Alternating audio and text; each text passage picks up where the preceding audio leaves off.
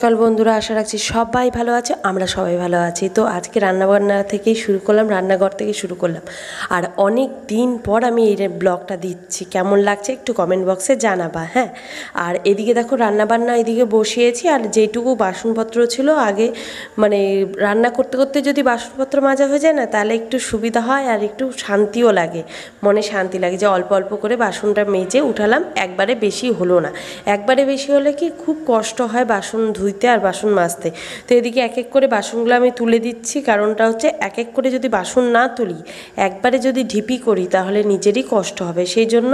আর এদিকে দেখো সোয়াবিন দিয়ে আলু দিয়ে তরকারি করতেছি। আর সোয়াবিনটা আগে একটু করে নিচ্ছি, কষায় নিচ্ছি, কারণ আলুটা সোয়াবিনটা তো দুটোই সিদ্ধ করা। তো সোয়াবিনটাকে কষায় নিচ্ছি, মানে ভেজে নিয়ে কষায় নিচ্ছি। আর পুরো রান্নাটা তোমাদের সাথে না শেয়ার করতে পারলাম না, তার জন্য সরি, হ্যাঁ।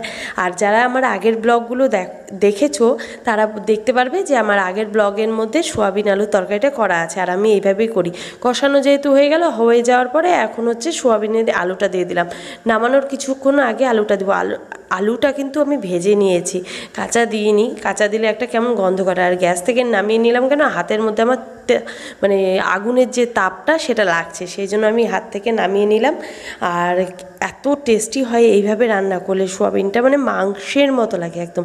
সত্যি কথা যেটা বলতে হয়, মাংসের মতো লাগে। আর কে কে এইভাবে সোয়াবিন রান্না করো একটু জানায়ও। আর তোমরা ভাবছো তো মানে কোথায় গেলাম কোথাও যাইনি। ওইদিকে ডিমটা ছুলতেছি, তাই ওইদিকে বেসিনের ওইদিকে গেলাম আর তোমাদেরকে দেখাতে ভুলে গেছি। তো যাই হোক, এই পরে আমি যেই রান্নাটা করব সেটা তোমাদের সাথে শেয়ার করব। আর এদিকে এটা দুধের বাটি ছিল, দুধের বাটিটা সরা নিলাম। আর রান্নাঘরের এই জায়গাটা না আমি একটু চেঞ্জ করেছি। টুলটা দেখো আমি ওইদিকে ছিল, টুলটা এদিকে এনেছি। টুলটা এনে এর উপরে মিক্সিটা দিয়েছি, কারণ হচ্ছে মিক্সিটা যাতে নিচের ইয়েগুলো ভিজে না যায়। আর এদিকে দেখো ডিম আর আলুটা সিদ্ধ বসাবো। তোমাদের বললাম না ছুলার জন্য না, মানে ডিমটা আর আলুটা কেটে নিয়ে এই প্রেশারের মধ্যে দিচ্ছি। ডিম আর আলুটা একবারে সিদ্ধ যাতে হয়ে যায়, সেই জন্য ডিম আর আলুটা সিদ্ধ বসাচ্ছি।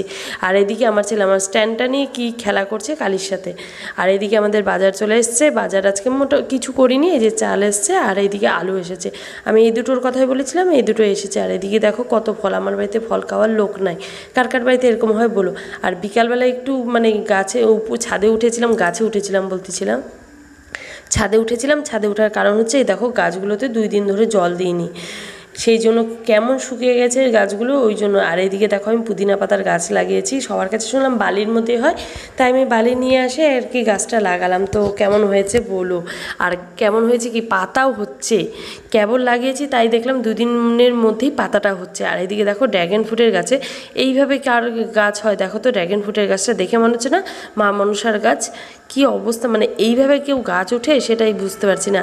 আর যারা যদি ফার্স্ট টাইম দেখবে এইভাবে, তারা ভাববা মা মনসার গাছে। আর এইদিকে না বালতিতে আমি জলটা করতে দিয়েছি, মানে তুলতে দিয়েছি, যাতে বালতিটা ধরে আমি গাছগুলোতে দিতে পারি। আর এত জল খাচ্ছে গাছগুলো বলার বাইরে।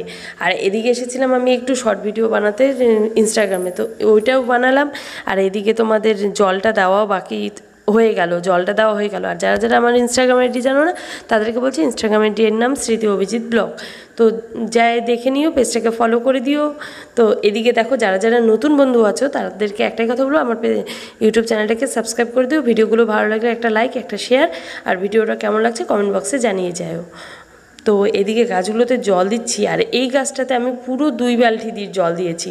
জল দেওয়ার কারণ এত জল টানছে বলার বাইরে। আর এই দেখো তুলসী গাছটা। আর কার কার ভালো লাগে বলো ফুলের গাছের থেকে তুলসী গাছ লাগাতে। আমার তো ভীষণ ভালো লাগে। আমি অনেক জায়গায় তুলসী গাছ লাগিয়েছি। তোমাদেরকে না হলে একদিন আমি ঘুরে দেখাবো আমার তুলসীর কতগুলো মানে স্টোরেজ করে থুয়েছি, তোমাদেরকে আমি দেখাবো। আর এদিকে আর কি হোক। আর এদিকে আমি ছাদে যাচ্ছি, ছাদে একটু পায়চারি করতেছি। আসলে কি এত রোদ উঠেছে না, এক জায়গায় দাঁড়িয়ে থাকা যাচ্ছে না। আর এই জায়গাটা পুরো রোদটা দেয় দেখো আমার মুখটাতে। এদিকে তো গাছে জল টল দিয়ে চলে এসেছি, আবার ভাবলাম যে আরেক বালতি দিয়ে যাই গাছে। আর দেখো কী হারে রোদ পড়েছে। আর এদিকে জামা কাপড়গুলো তখন এসেছিলাম, জামা কাপড়গুলো আর তুলিনি। তো এখন ভাবলাম জামা কাপড়গুলো তুলে যাই, তখন বাজে 3:30 বৈকাল। আর এখন হচ্ছে বৈকাল 5টা বাজে। কে বলবে, দেখো আমি মুখে বালতিটা নিচ্ছি, মানে পাগল হয়ে গেছি রোদের তাপে। আর মুখের পরিস্থিতি পরিস্থিতি দেখছো বীভৎস। প্রথমে শাড়ি পরেছিলাম, তারপরে এখন শাড়িটা খুলে দিয়ে এই যে নাইটিটা পরলাম। তো ভিডিওটা কার কার ভালো লাগলো কমেন্ট বক্সে জানাবে। আর এদিকে দেখো রোদের জন্য মুখটা কেমন আসছে। আমি একটা থাম্বনেলের জন্য পোস্ট নিচ্ছি, তো যাই হোক হলো না। আর এদিকে সূর্যটাকে দেখতে এত ভালো লাগে না, ওই বৈকালবেলা সূর্যটাকে দেখতে দারুণ লাগে। তো এদিকে জলটা আর একটু নিলাম, কারণ ওই যে বললাম একটু দুটা গাছে দেওয়া হয়নি, সেই দুটা গাছে দিব। আর এই মগটা আমি ছাদের মধ্যে ওই ট্যাপটার মধ্যে রেখে দিই। তো যারা ট্যাপ ঠিক করতে এসেছিলো তারা আমাকে বলেছিল যে এই ট্যাপগুলো ওই রোদের জন্যই নষ্ট হয়ে যায়। তো সবাই ভালো থাকবে, সুস্থ থাকবে। ভিডিওটা কার কার কেমন লাগলো কমেন্ট বক্সে জানাবো। সাবস্ক্রাইব করো, চ্যানেলটাকে ফলো করে দিও। টাটা।